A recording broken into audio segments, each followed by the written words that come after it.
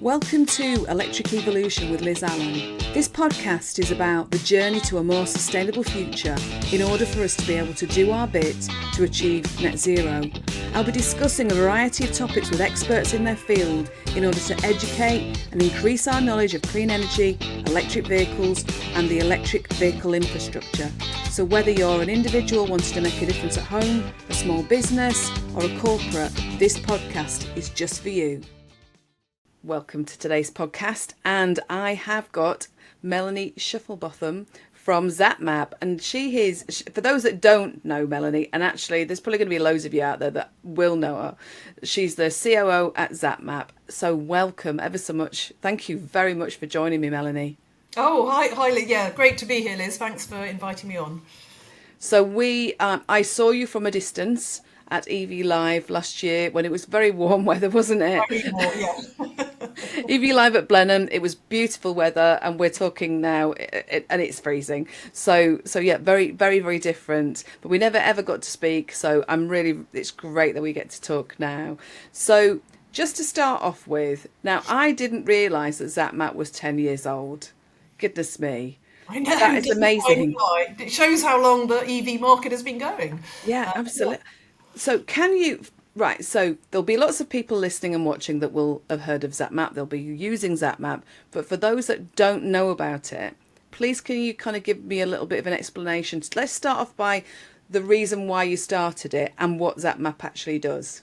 Sure, yeah. Well, I'll give a quick potted history.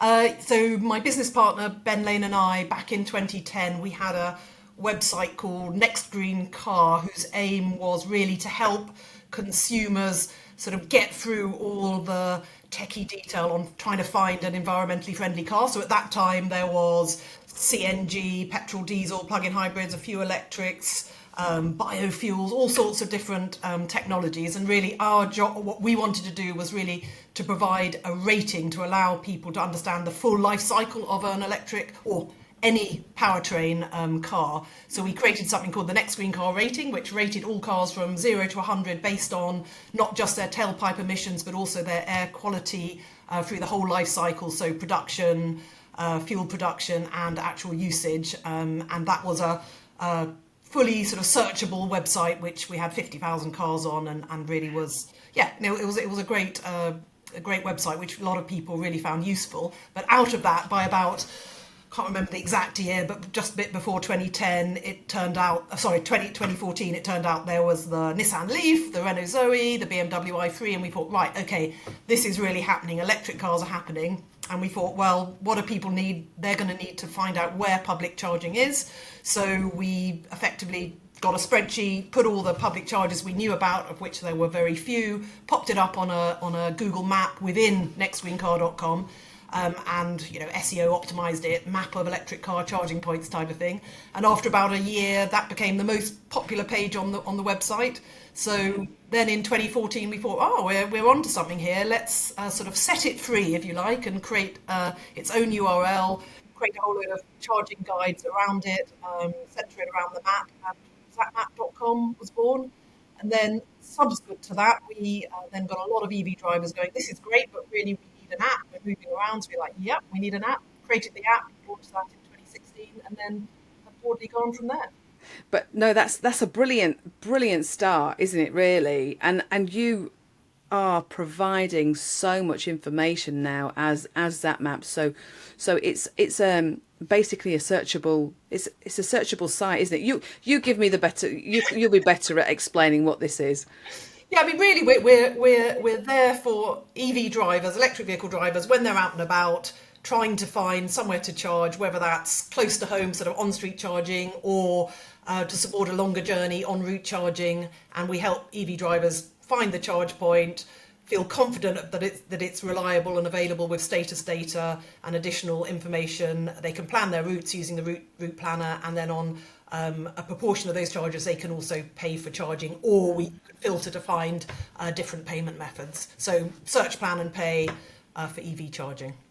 So, and because the other thing is that lots of EVs, well, most EVs will have an inbuilt system that when you need a charger, it will tell you where they are, but only if that system is kind of, it covers all of the networks, but yours covers more information. Because I've spoken to other EV drivers, and I've told them about Zapmap because they're using their in-car systems. When I've kind of said, did you know that we've got over 50,000 chargers at the moment? They're like, oh, are there? So obviously the in-car devices aren't always providing that information that you're providing, are they?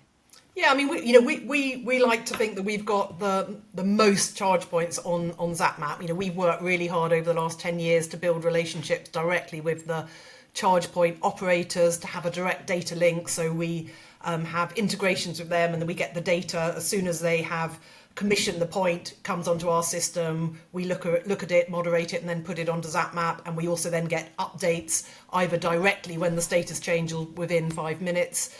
And then for those networks which are a little bit smaller and maybe don't have a live link, we then get data directly from the Zapmap community. They might see a charge point somewhere, so they tell us about those charge points. Yes. We've got a nice network called Zapwork, which is our own sort of network where maybe you're just a shop or a workshop or something. You've installed a charge point and then you want other people to be able to use it. You can tell us about it, and then we'll put that on Zapmap. So overall, with our 54,000 individual charge points on Zapmap, we've got the most coverage, I guess, and more coverage than the ones in the car.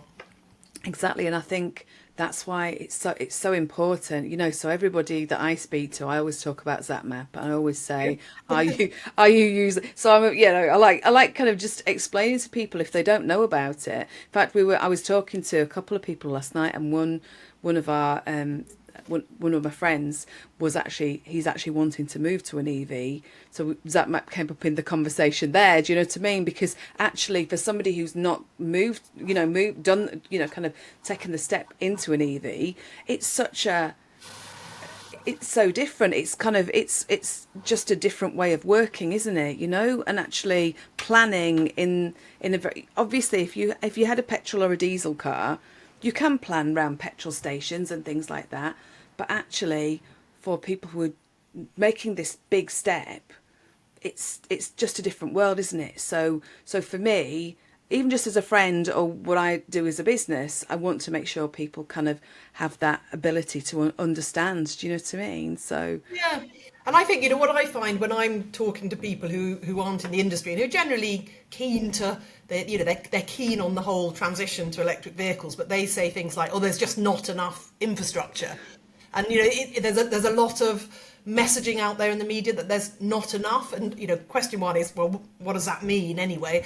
But I think when I say, look, have a look at Zapmap, the pink ones are the en route chargers, and the yellow ones are the ones you might need if you're charging up at a supermarket or in a car park during the day or overnight.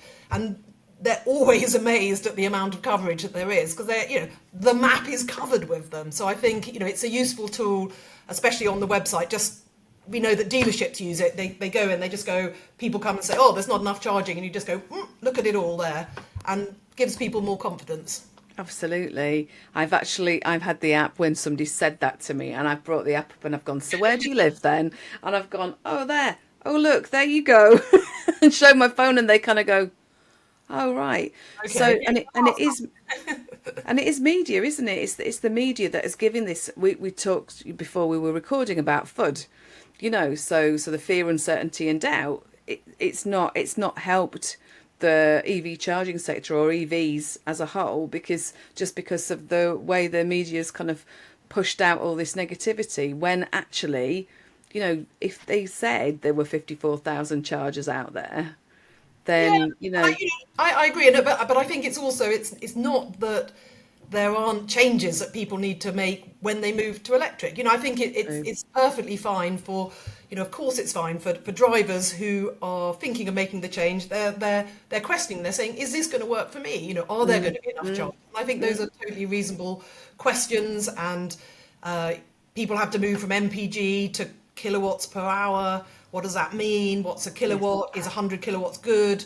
Is 3 kilowatts good? There's a lot of knowledge that people need to start to absorb. And I think generally when you talk to EV drivers, there's a lot of confusion before, but once they've got the car and maybe their first public charge is challenging and they're worried about it, once you've done it 2 or 3 times, you know, they feel fine. So I think, you know, that type of thing, it's about shifting to a new technology. I think the things that are very challenging is more the kind of scare stories like, you know, electric vehicles are going to catch on fire or all the car parks are going to collapse. You know, those are very unnecessary media interventions, but it's not unreasonable for people who are looking to switch to want to find the information and, you know, and want to be reassured, and that, you know, and that's absolutely fine. And we in the industry, that is our role, is to provide calm facts to help people make the transition. And I mean, you know, it's well known that most EV drivers now have, you know, I think 80% in our survey have off-street parking, so they have a charge point on the side of their house. And, you know, for everyone who has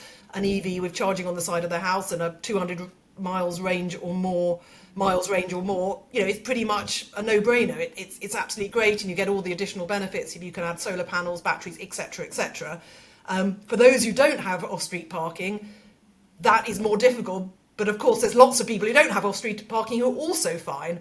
But I think as we make this transition, where 3% of all cars currently are pure electric, by 2030, when the ZEV mandate is reached through, there will be about 6 million cars out of 30 million, so it's still only about 20% of cars. So it's kind of interesting that I think people are partly, they're worried that they're going to be forced to do it, but actually by 2030 it'll still only be 25% of all cars on the road are going to be electric. So it might not be right for everyone at this minute, but there's an awful lot of houses out there which do have driveways which are very ready to go electric, and there's an awful lot of people where off-street parking is coming, or they've got a local charging hub, or there's absolutely facilities to charge. But you know, it's not the same for everyone. No, and the hubs are popping up everywhere, and you know, there's so many different options. You've got kind of the gullies and the turbocharge options. You know, if you're on in a terrace house or places like that, so they can put, you know, kind of the channel down in the pavement. So I think you know, there are going to be more and more options as we move forward, aren't there? Yeah, and it feels like on the en route charging side, so the sort of high powered charging side, it's very clear what EV drivers want and what's happening. There's a clear shift towards ultra rapid charging, so 150 kilowatts plus.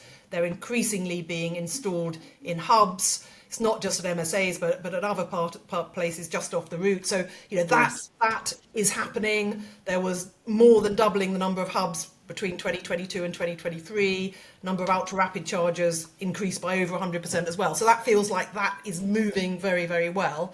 I think on the support for those with no off-street parking, it's not quite clear what the perfect solution is, and maybe there isn't a perfect solution. There's a number of different solutions, and I'm personally very keen on the lowest tech type solutions like the gullies that you mentioned, but there's also leveraging the existing infrastructure. So lampposts, we're very familiar with lampposts being changed into chargers, but last week BT announced that they were going to be transforming their green cabinets. So 600, a trial of those, 600 this year, and they'd say they've got up to 60,000, which potentially can be transformed. So I think all of these low-tech solutions using the existing grid are really positive developments to support those people who don't have off-street parking. But as you say, there's solutions like your local supermarket. I mean, this week, Sainsbury's announced, it's pretty big, 100 locations across the UK that we're going to have at least 7 high-powered chargers. I mean, that's another 100 hubs right there, and they're going to install them all by the end of the year. So there's an amazing amount of activity that's happening in the charging sector. So I'm really positive about it, and I feel all of this charging is coming. And then I haven't even mentioned the Levi scheme, which of course is helping the local authorities with the funding of that.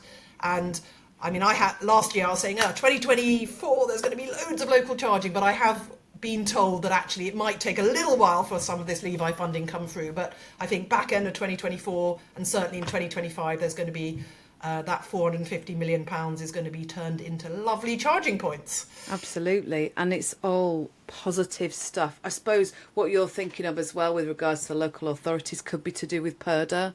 So I know going into kind of like time heading up to a general election, the local authorities. I was actually listening to Linda Grave talking on Gary's EV Musings podcast, and she was talking about Purda, where you're running up to a general election, and then potentially certain things with regards to certain projects can actually just be halted slightly. So there might be something that'll slow things down, but overall, like you've just said, the BT idea. I mean, we live on a close. There's 10 houses on this close. We've all got drives. We're very lucky. There's a BT green, cabinet down on the corner of not the corner of our road. And actually, for them to start using that, I love all the things that people are coming up with. All the different ideas, the current tech that they're utilizing. The future ability to make things move forwards. It's just, I get very excited. I'm a bit of a geek like that, I love things like that. So I was going to talk to you about the survey. So you mentioned it slightly earlier. And every year, and I don't know how many years you've actually been running your survey, but you run a driver survey, and we've just had this one, the latest one, come out, haven't we? Yeah. I think we've been doing it at least 5 years. I mean, we're in this latest survey, we're showing 4 years, a sort of and in fact, probably 6 or 7 years, because we certainly did it before COVID, and COVID was 2020. So yes, a number of years. We've got definitely a longitudinal study of EV driver behaviour. And I think, what's happened over that period is we've gone from the real stalwart pioneers who were absolutely committed to electric and were prepared to go to great lengths to find chargers and to make the charging experience work, into the sort of early adopters who, again, were pretty committed. And now we're going into that early majority phase. Now we're sort of reaching around 20% of all new cars being electric. Well, not quite 20%, but getting there. So then people have different expectations of they want what an EV driver wants. They want to get into their car and they want to go into the charging point and they want it to work. And that's the reality, and that's where we as an industry have got to get to over the next few years. And I know that will happen, but I think there is patchy experience at the moment with many networks providing brilliant service and then some networks not so good, and that can influence the overall feeling of EV drivers, because we want people to be going to a charge point feeling really confident that they're going to get a charge that they need. Because I was going to say, the other thing is bad word of mouth. In the same way we talk about FUD, bad word of mouth travels a lot quicker than good word of mouth, doesn't it? So that's the other thing that we need to think of, that even if you've only got a small proportion of people that are unhappy with the charging infrastructure or the public charging network, it will be passed on much quicker, won't it? And it'll just be, everybody just gets that idea. A friend of mine was like, oh, well, I've heard that the half the chargers aren't working. Well, no, that's not actually true. It's definitely not true. Yeah, I mean, we're tracking all the charges that are happening across the whole network every month. So there's millions of charges that happen every single month. When we look at the satisfaction rate from our survey, we had over 4,000 respondents. It's 89%, which is pretty good. And 89% would say they would absolutely recommend an EV to someone else, and I think they are recommending EVs to other people. I think there's most people who have got EVs have had some kind of word of mouth recommendation, and then you find of the 3% of people who said yes, I want to go back to an EV, it's about the charging infrastructure or sort of the cost side. So, but that's only 3%, and the vast majority of people are very happy and very pleased with their decision. And the key reasons that they're moving to electric is, number one is environmental reasons, but very close behind is the cost saving. So despite still the upfront cost being a bit more in terms of running costs, EV drivers are pretty confident they're still saving. Well, I mean, so we're on an Octopus electric tariff. Octopus Energy electric tariff. And we worked out, because I actually got home from, I can't remember where I was, in Luton and Hemel Hempstead last week, and I got home with about 14 miles range left. So we went from more or less, empty. We've only got a small battery. We've got a 38.5 kilowatt hour battery. And it costs, for a full battery, we got to 100% the next day, and that was £3. Yeah. So just the actual savings in, I used to drive and I'd probably spend over, well, probably £75 a week filling up. We, like I say we only changed last August. So if I was doing a fair amount of miles, then it would be about £150 a month, if not more, depending on where I was travelling to. So the fact that, yes, we are, our energy bill has increased a bit, but not much, compared to how much we would have been paying for our petrol car. So it's about actually getting that information out to other people, isn't it? With it, family and friends and colleagues and things like that, and somebody was saying to me last week, it's about having those brave conversations with people. Yeah, no, that's right. And I mean, what we try and do at Zapmap, yes, have those conversations, but also try and back it up with data. So mentioning the price, we've got our Zapmap price index. So what we do is we take all of the transactions that we are tracking and the price of the different networks, whether they are the rapid networks or the low powered networks, and create a weighted price index on how much it costs to charge on the different chargers across the network. And then we've created these different personas. So we've got John and Rosa, who is a typical profile. They're 80% they charge at home and 20% on the public network. And then we've got Chris, who's hasn't got a home charger, and he broadly charges either on a low-powered unit and a bit on the high-powered network. And then we work out the sort of the cost per mile that they're spending. And what you find is that for John and Rosa, who we've assumed are paying the price cap, so that's 27 pence per kilowatt hour at the moment, spend about 10 pence per mile, whereas for Chris, who's using the public network all the time, it's 16 pence per mile, so roughly the same as petrol and diesel.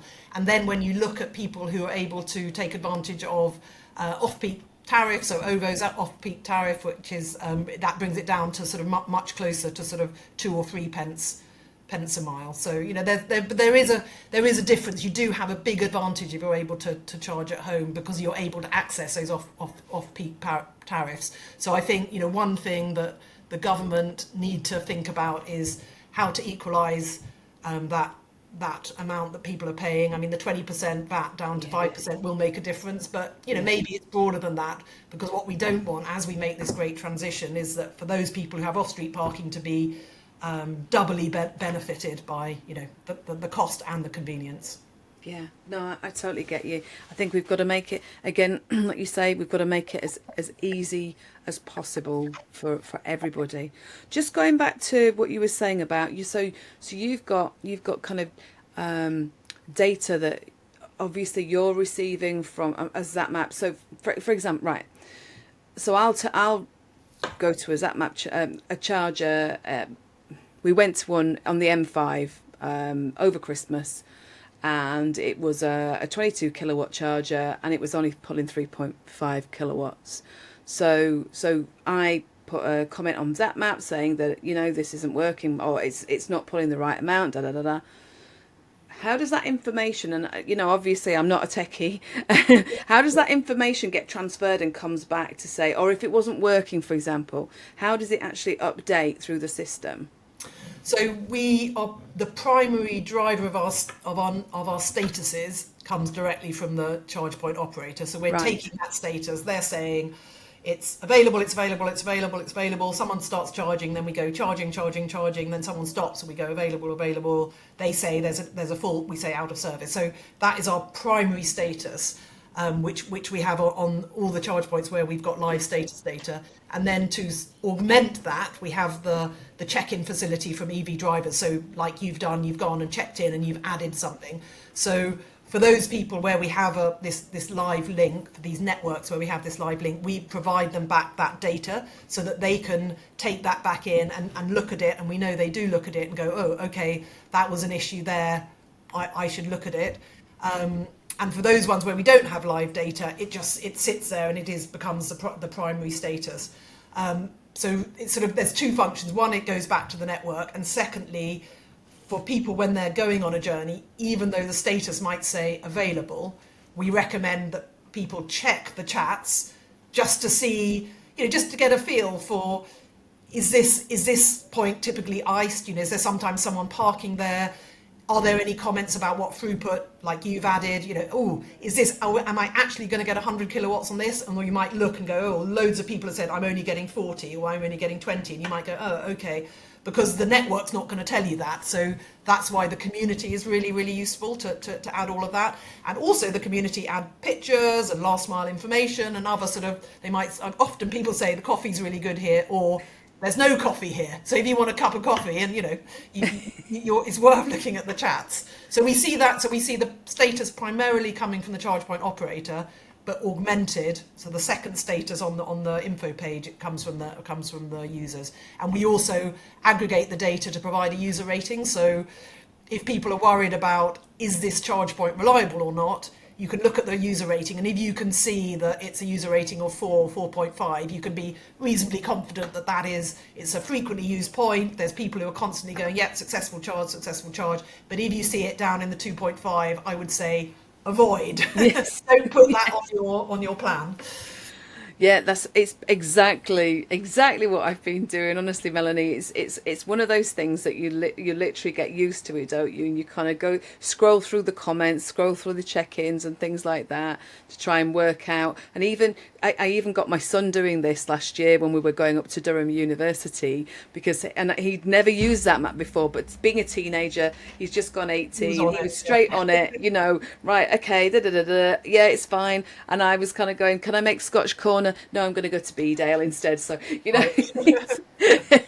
things like that. But it's a really good system. It's a really good app to actually have a look at and be able to understand the charging network. And for me to kind of get on it, obviously so many people have been telling me about Zapmap anyway. I downloaded it alongside with all the other apps, but yours was kind of obviously the most important one for me. In fact, you know what? I'm going to ask you a question about what your thoughts are about the number of charge point operators and the apps that they have. And I know that obviously the regulations, the public charging regs, they came in November, and then we've got another date that comes in this November 24, haven't we? Where it says contactless. What are your thoughts about the number of apps that actually the charge point operators are pushing forwards? Because you know that they are. That it's, let's use our app. Do I really want to? I mean, I think when we survey consumer EV drivers, a large proportion of them pretty much just want contactless. So I think the contactless, and the vast majority of rapid and ultra rapid chargers are already contactless. You'll actually find there's not many that aren't anyway. I mean, they should already be, but that's a different story. But yes. Certainly once it's retrospectively fitted, I think having contactless everywhere is great, and that is fantastic for most consumers.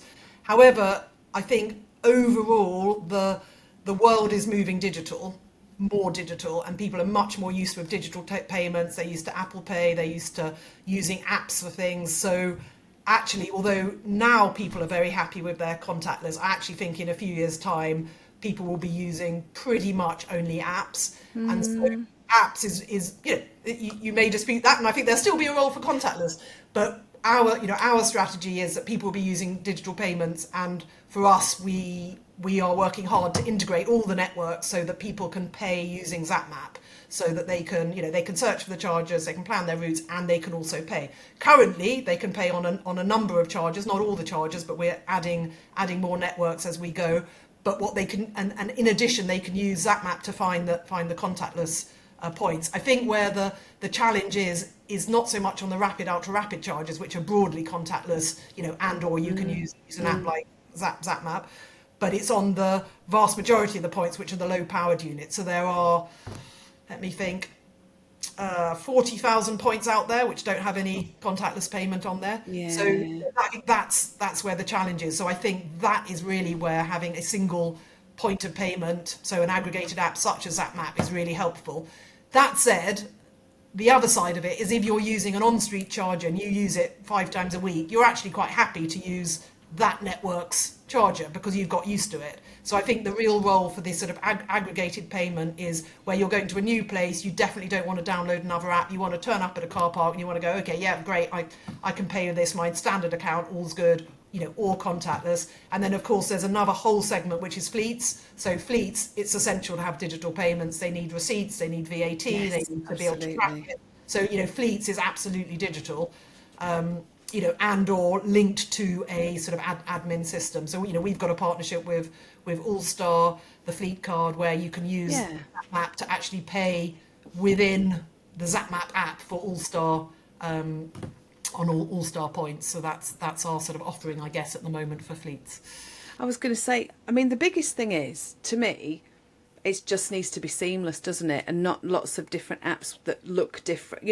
If we had a standardized app that people, you could use, I'm happy to use an app as long as it works. So one app that I was using, it worked on their 7 kilowatt, but it didn't work on their rapid, and I had to put a top up on in the first place so I didn't have to put 30 quid on. I put 30 quid on, and then I tried to use it on their, I think it was a 50 kilowatt, and it wouldn't work, and I was just like, oh God. Yeah, no, it's definitely challenging. And I think what I'd say on that is that, it's a known issue. It's been an issue for, a number of years, and it is taking time to get all of the networks integrated so that aggregator apps like Zapmap can provide this sort of seamless experience. But there's no question that that's needed, and people are working towards it. And I think, it's a little bit of a bumpy ride, but it's not that people don't know that it needs to be done. And I think all I'd say is that for the charge point networks, some of them are a little bit slow about opening up their APIs, and I think I would encourage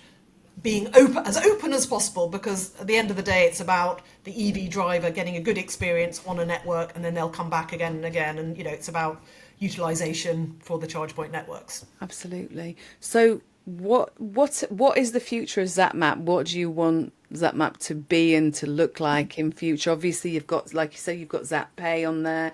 So where are your thoughts for the future in the next kind of 5 years? Yeah, well, I mean, one area we're developing is we're going to Europe. So in November we started.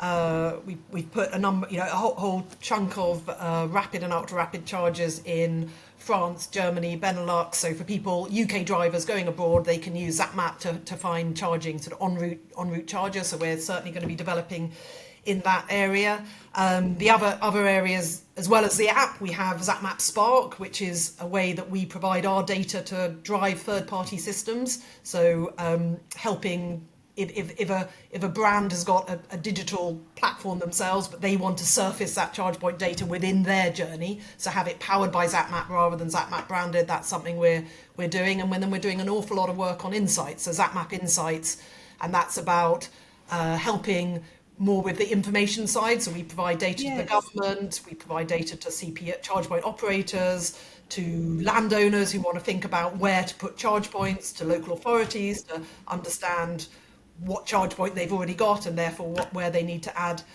charge points, thinking about utilization, pricing, reliability. So there's a whole load of lovely data to analyse and help the industry with. This is brilliant, honestly. I think that it's evolving, isn't it? In fact, the whole sector is evolving, but I can imagine that Zapmap is going to evolve into an even more, it's a more fabulous service. Oh, thank you. Yeah. The thing is, it's such an exciting industry, isn't it? And on one side you've got the consumers, they need simple information, but then as they go on their journey, they want more information. You've got the businesses who are electrifying, you've got the governments who need to understand how it's all working. So, I think we've got a big role in providing simple, accurate information to all these channels, and what our sort of mission is to make EV charging simple on the public network. So that's, that's our aim. And you're doing a fantastic job, Melanie. Just keep doing what you're doing. It's just, it's been really, really interesting talking to you as well.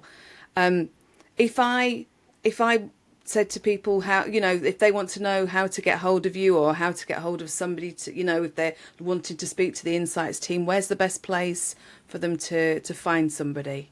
I mean, always find me on LinkedIn, but we on our website, we've got nice contact us forms that you can fill in. We're always on top of that. But yeah, or send to contact@Zapmap, but you can get hold of us in many ways.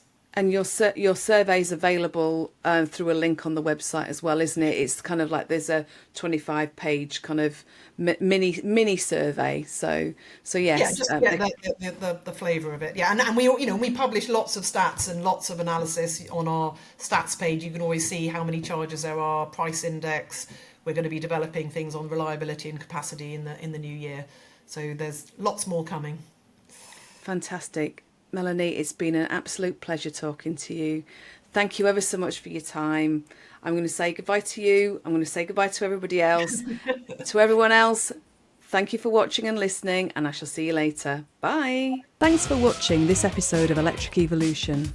If you enjoyed it, please don't forget to hit the like and subscribe buttons to stay connected with us. And if you're inspired by our journey towards a sustainable future and want to support our mission on a monthly basis, please check out our Patreon page at patreon.com/Electric Evolution Podcast. Your support really helps us to bring the latest insights and discussions in the world of clean energy, electric vehicles, electric vehicle charging and sustainability to you. If a regular subscription isn't what you're looking for, you can always consider buying us a coffee. Just head over to www.buymeacoffee.com/Electric Evolution Podcast. Every cup helps us to keep the electric evolution moving forwards. And if you're curious about our work in the EV infrastructure sector at Full Circle Continuous Improvement, why not visit us at www.fullcircleci.co.uk to find out more.